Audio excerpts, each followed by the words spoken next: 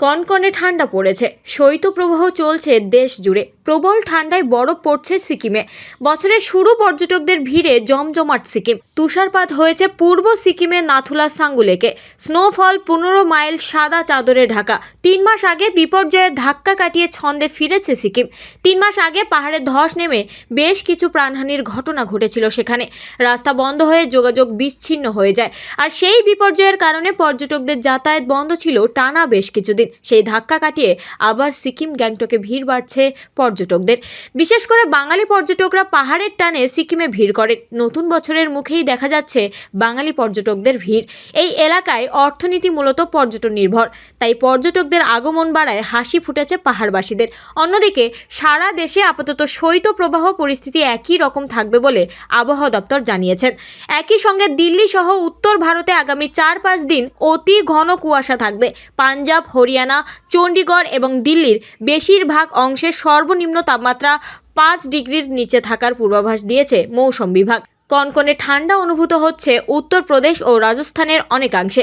জাতীয় রাজধানী দিল্লিতে আজ শীতলতম দিন। সর্বনিম্ন তাপমাত্রা নেমে এসেছে 4 ডিগ্রি সেলসিয়াসে। ঘন কুয়াশার কারণে প্রভাবিত হয়েছে রেল ও বিমান পরিষেবা। অনেক ট্রেন চলছে নির্ধারিত সময়ের 4 থেকে 5 ঘন্টা দেরিতে। কুয়াশার কারণে 53টি উড়ান বাতিল করা হয়েছে। এই শীত উপভোগ করতে পর্যটকদের ভিড় কিন্তু বাড়ছে পাহাড়েও। कुछ दिन पहले तिस्ता नदी में बाढ़ आया था, रास्ता घाट सब टूट गया था। जो टूरिस्ट इधर आना था वो आ नहीं सकता। किस समस्या में पड़ा था? और की समस्या वो 2 महीना आगे से 3 महीना आगे से बाढ़ आसे।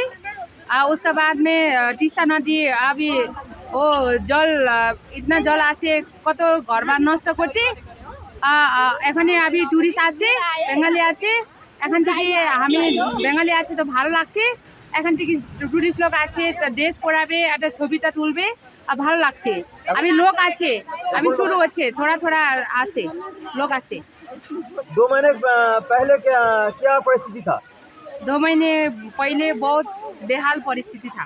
वो सब लोग का इधर सिक्किम में भी एकदम हलचल, बहुत सुनसान हो रहा था। और सिक्किम का लोग इतना दुख हो गया। अभी सिक्किम में ऐसा भी नहीं आया था, कभी बाढ़ भी नहीं आया था। इस साल में बाढ़ का कारण से बहुत लोग का घर बार नष्ट हो गया। लेकिन कितना का बाल बच्चा लेके गया, बाहर लेके गया। कितना आदमी अभी तो ढूंढ रहा है, अभी तक नहीं मिल रहा है, खबर भी नहीं आ रहा है। लेकिन उस टाइम में 2 महीना बंद हो रहा था, अभी आ रहा है, टूरिस्ट लोग शुरू हो रहा है आने के लिए। अभी परिस्थिति क्या है? अभी परिस्थिति ठीक है, थोड़ा अच्छे बन रहा है। अच्छा बन गया। अब क्या काम करते हैं इधर? हम इधर दुकान में काम करते हैं। हमारा ड्रेस है, ट्रेडिशनल ड्रेस, सिक्किम का इधर का कल्चर ड्रेस। ভীষণই ভালো লাগছে, বাট যেটা আমরা এক্সপেকটেশন ছিল যে ছাঙ্গুতে যেতে পারবো, কিন্তু যেতে পারিনি, কারণ এখানে প্রচুর পরিমাণে স্নোফল হচ্ছে, যার কারণে গোটা রাস্তা মতলব বন্ধ হয়ে গেছে বরফে। গোটা রাস্তা বন্ধ ছিল, যার জন্য আমাদেরকে এমনি ওয়েটও করতে হয়েছে রাস্তার মধ্যে। তো এসে এক্সপেকটেশন একদম জিরো এক্সপেকটেশন, যেরকম কিছু না। এখন যেটুকু দেখতে পেলেন সেটাতে কতটা আনন্দ পেয়েছেন? Okay type so so, not well. এই কিছুদিন আগে তো ধস হয়ে গেছিল, অনেকজন আসতে পারছিল না। কতদিন আশা করেছিলেন আসার জন্য? সেটা তো অবশ্যই, কিন্তু এক্সপেকটেশন অন্য সাইডে হয়েছে ওটা, তো এক্সপেকটেশন ছিল এখানে অন্তত আমরা ঠিকঠাক ভাবে এনজয়টা করতে পারবো। কিন্তু বাঙালি পর্যটক হিসেবে কেমন লাগছে এখানে? হ্যাঁ, সেটা খুব ভালো লাগছে অবশ্যই। আপনাদের কোথা থেকে আসা হয়েছে? আমরা হাওড়া থেকে। নাম? আমার নাম স্মৃতিকণা দাস। হ্যাঁ। এটা আমার হাজবেন্ড সুব্রত দাস। মানে ফ্যামিলি নিয়ে এসেছেন? একদম হানিমুনে এসেছি আমরা। এই যে এই প্রথমবার? হ্যাঁ প্রথমবার, আমার দিক থেকে প্রথমবার। আপনার দিক থেকে প্রথমবার। এই হানিমুনে এসে কতটা এনজয় করছেন? ফুল আর এনজয়মেন্ট। মানে খুব ভালো লাগছে, তাই তো? একদম। একবার নামটা বলবেন আর কোন জায়গায় এসেছেন? এখান জায়গাটার নামটা কি আছে?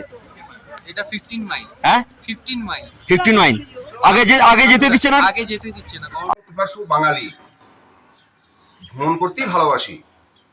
আমরা এসেছি কলকাতা বর্ধমান জেলা থেকে, উপর বর্ধমান থেকে। কোন বর্ধমান? পূর্ব না পশ্চিম? পূর্ব বর্ধমান থেকে। গ্যাংটক। কি কি উদ্দেশ্য ছিল আপনাদের দেখবো এরকম ধরনের? আমাদের উদ্দেশ্য ছিল চির আকাঙ্ক্ষিত, যেটা আমরা আগে এসেছি দার্জিলিংয়ে দেখতে পাইনি, এখন দেখতে পাচ্ছি কাঞ্চনজঙ্ঘা। অপূর্ব এই দৃশ্য আমরা ভুলতে পারবো না। কোথা থেকে দেখছেন সেটা? এটা আমরা একটা নির্দিষ্ট এখানে হোটেল থেকে দেখছি, জায়গাটা কোথায়? জিএম মার্কেটের হোটেল থেকে আমরা দেখতে পাচ্ছি একদম। সেই আমরা যে জায়গাটা আছেন সেই জায়গাটা কোথায়? জিএম মার্কেট, গ্যাংটকের জিএম মার্কেট। হ্যাঁ, এখান থেকে আমরা দেখতে পাচ্ছি কি দেখতে পাচ্ছেন? অপূর্ব সুন্দর কাঞ্চনজঙ্ঘা পাহাড়। এটা প্রচন্ড উপভোগ করছি আমরা। মানে যে আশা নিয়ে এসেছিলেন যে সে আশা নিয়ে এসেছি সেই আশাটা অনেকটা ফুটে গেছে। এবং আকার দেখা যাক কাল আবার কত কি যাওয়া যাবে। এখান থেকে কি দেখা যাচ্ছে? এখান থেকে পরিষ্কার দেখা যাচ্ছে। কেমন লাগছে? অপূর্ব সুন্দর, চোখে না দেখলে বিশ্বাস করা যাবে না। চলো যাই আমরা দেখি একটু। ঠিক আছে। সেই কাঞ্চনজঙ্ঘা পাহাড় এখান থেকে দেখা যাচ্ছে।